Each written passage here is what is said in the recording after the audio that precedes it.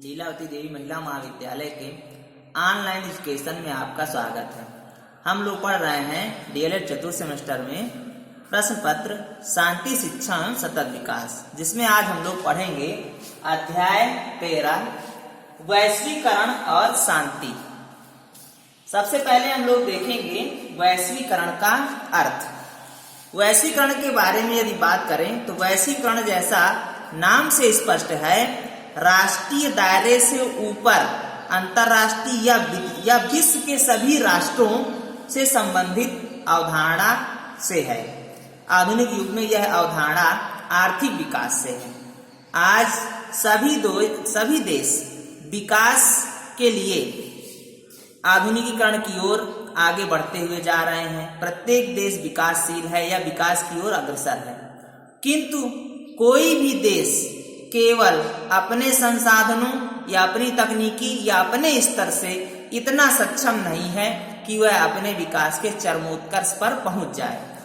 आज प्रत्येक देश को विभिन्न प्रकार से दूसरे देशों की आवश्यकता पड़ती है, चाहे वह तकनीकी का क्षेत्र हो, चाहे वह किसी प्रविधि का क्षेत्र हो, चाहे वह शिक्षा का क्षेत्र हो, चाहे चिकित्सा का क्षेत्र हो या विज्ञान के नए नए आविष्कारों का क्षेत्र हो।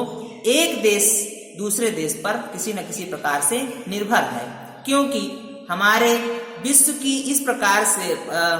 की प्रकृति ऐसी है कि भौतिक संसाधनों की उपलब्धता के लिए एक देश दूसरे देश पर निर्भर है, चाहे वह मानवीय साधन हो, चाहे भौतिक साधन हो। किसी न किसी प्रकार से एक देश को, एक राष्ट्र को दूसरे राष्ट्र की आवश्यकता पड़ती है।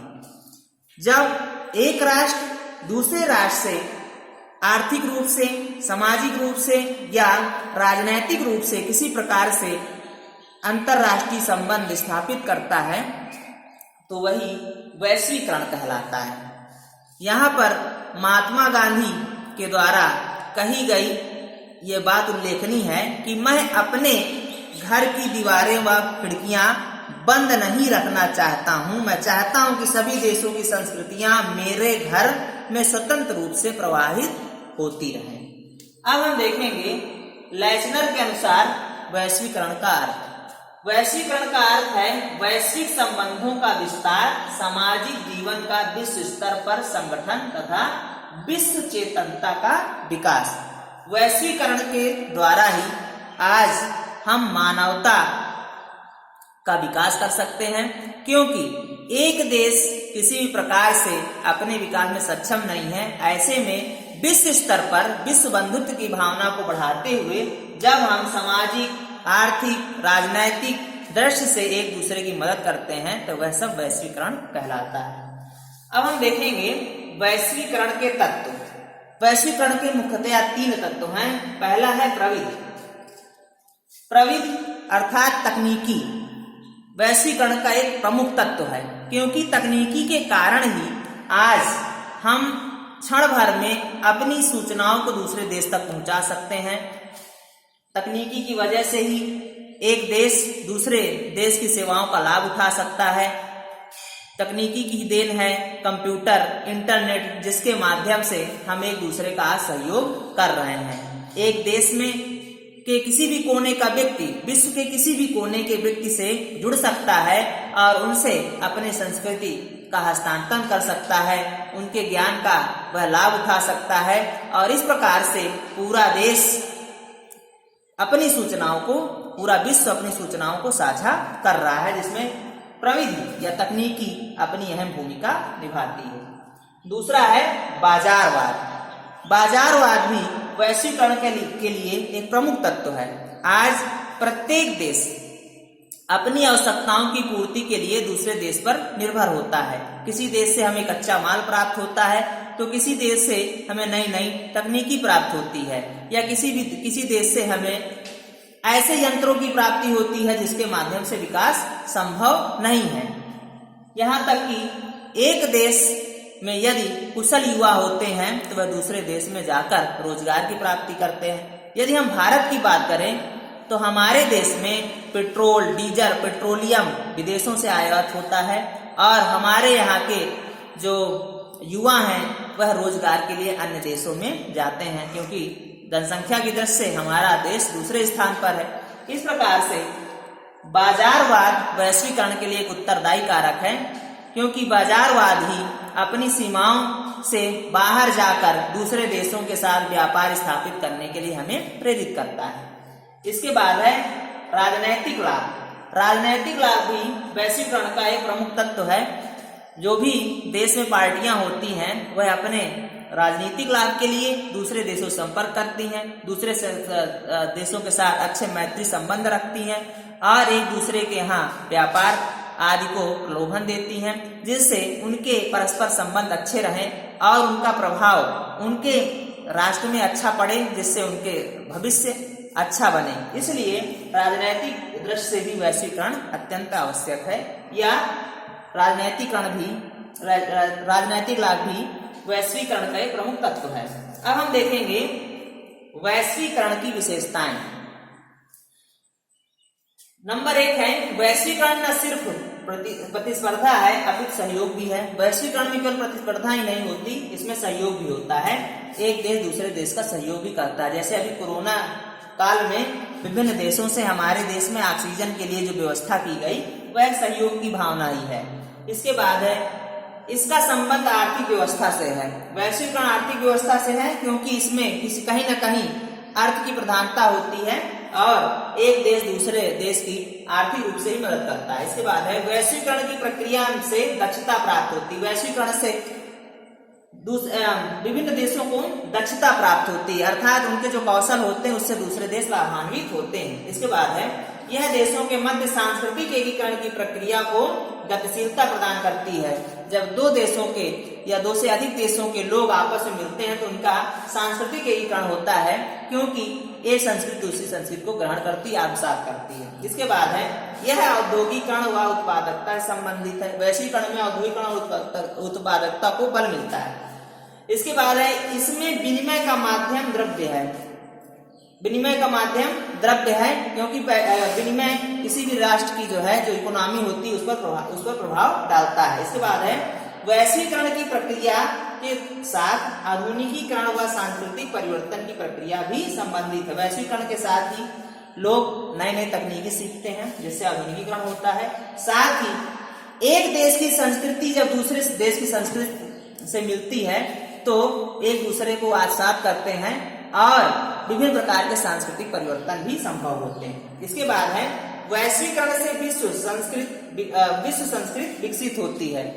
सभी राष्ट्रों की अपनी अपनी संस्कृति है, किंतु वैश्वीकरण से जब सभी संस्कृतियां आपस में मिलती हैं तो जो ज्यादा अच्छी संस्कृति होती है उसको लोग अपनाते हैं और इस प्रकार संस्कृति का विकास होता है। इसके बाद है वैश्वीकरण की प्रक्रिया से उदारीकरण भी आता है।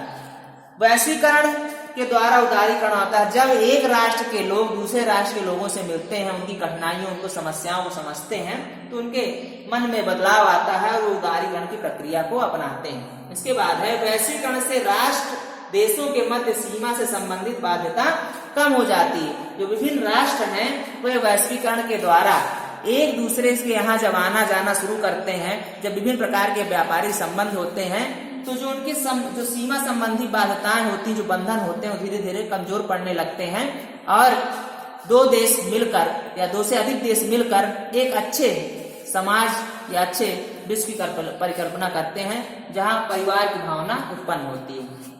अब हम देखेंगे वैश्वीकरण की आवश्यकता एवं महत्व। सबसे पहले है वैश्वीकरण आर्थिक विकास हेतु, मतलब वैश्वीकरण आर्थिक विकास के लिए अत्यंत आवश्यक है, क्योंकि प्रत्येक देश अकेले अपना आर्थिक विकास नहीं कर सकता है। इसके लिए उसे तकनीकी चाहिए, उसे कच्चा माल चाहिए या विभिन्न प्रकार के कुशल श्रमिक चाहिए जिनके माध्यम से उनका विकास हो सके। ऐसे में हमारे देश में डॉक्टर इंजीनियर की आवश्यकता होती है। हम विभिन्न देशों में अपने नागरिकों को भेजकर अच्छे इंजीनियर और अच्छे डॉक्टरी की पढ़ाई करने के लिए प्रेरित भी करते हैं।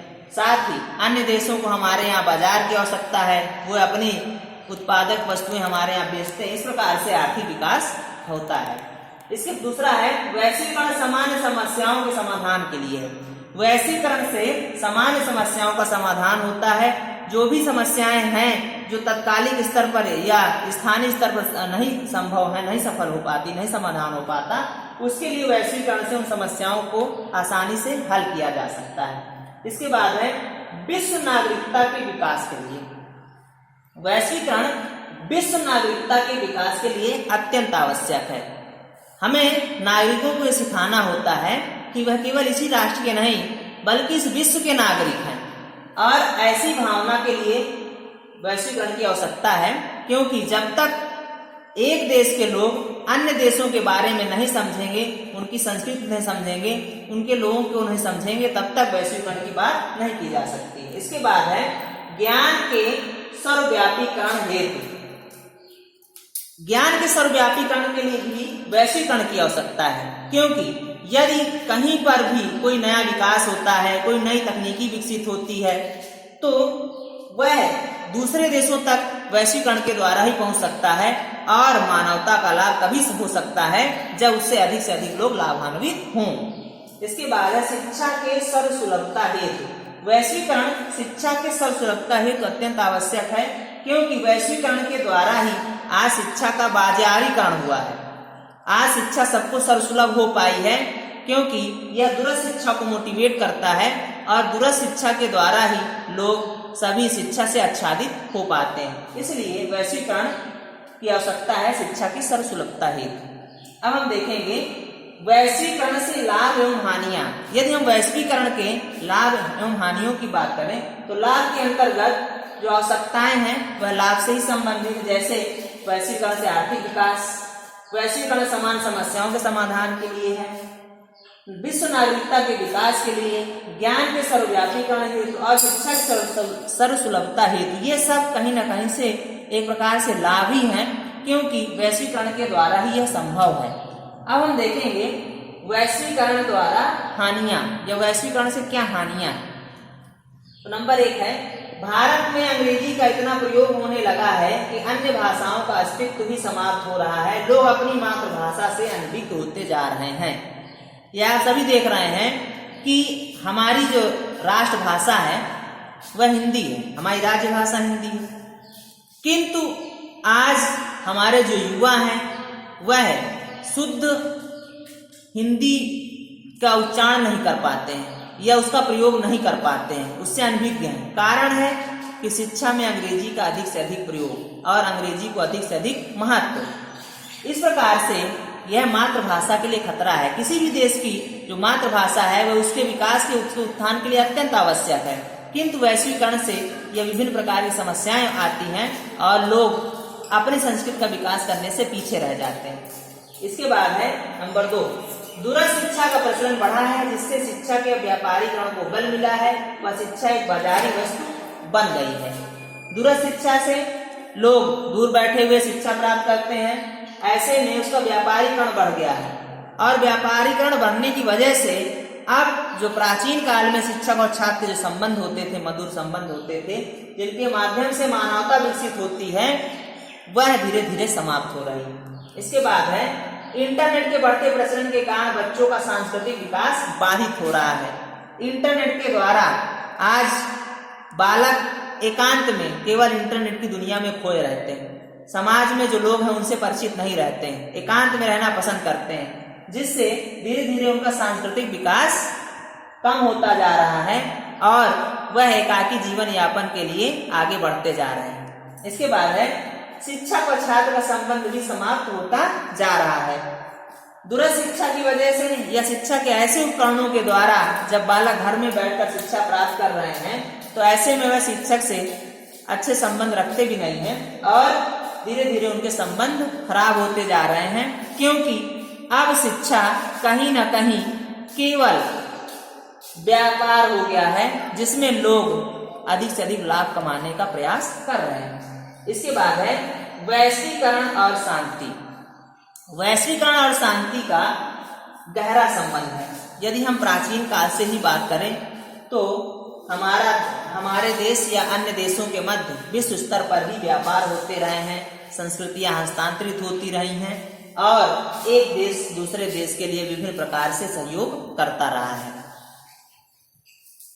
इसके साथ ही आज जो परस्पर स्पर्धा शुरू हो गई है, एक देश अपने विकास के लिए, अपने सीमाओं के विस्तार के लिए अधिक से अधिक लाभ कमाने के लिए वह दूसरे देशों को प्रभावित कर रहा है, ऐसे में वैश्वीकरण के साथ ही शांति की अत्यंत आवश्यकता है।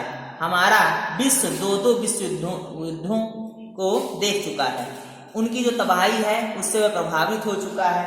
ऐसे में वैश्वीकरण के द्वारा और शांति की स्थापना के द्वारा ही एक अच्छे समाज की परिकल्पना की जा सकती है। संयुक्त राष्ट्र संघ ने विभिन्न प्रकार से देशों को शामिल करके जो संगठन स्थापित किया है, जिसमें विभिन्न प्रकार के नियम और कानून बनाए गए हैं, उसके तहत अब कोई भी देश दूसरे देश पर किसी भी कारण से यदि हमला करता है तो एक स्थायी समाधान उसके लिए, उस समाधान की व्यवस्था की जाएगी और उस पर नियंत्रण किए जाएंगे। यदि आज वैश्वीकरण को आगे बढ़ने दिया जाए और शांति की बात ना की जाए तो ये केवल एक पहलू होगा। इसलिए वैश्विक शांति के लिए विश्व बंधुत्व की भावना अत्यंत आवश्यक है। वैश्वीकरण के साथ साथ ही शांति की स्थापना अत्यंत आवश्यक है, क्योंकि यदि विभिन्न देश अपनी आवश्यकताओं और अपने स्वार्थ के लिए केवल वह आगे बढ़ेंगे और दूसरे देशों का हनन करेंगे तो शांति संभव नहीं है। इसलिए वैश्वीकरण के साथ साथ शांति भी अत्यंत आवश्यक है और वैश्वीकरण मानवता को ध्यान में रखकर हो, केवल लाभ अर्जन के लिए ना हो, एक दूसरे का सहयोग के लिए हो, उदारता के लिए हो, जिससे सभी राष्ट्रों का विकास हो, उनकी निर्धनता कम हो और सभी देश मानवता को सर्वोपरि रखकर अपना विकास करें। तो आज के लिए इतना ही, धन्यवाद।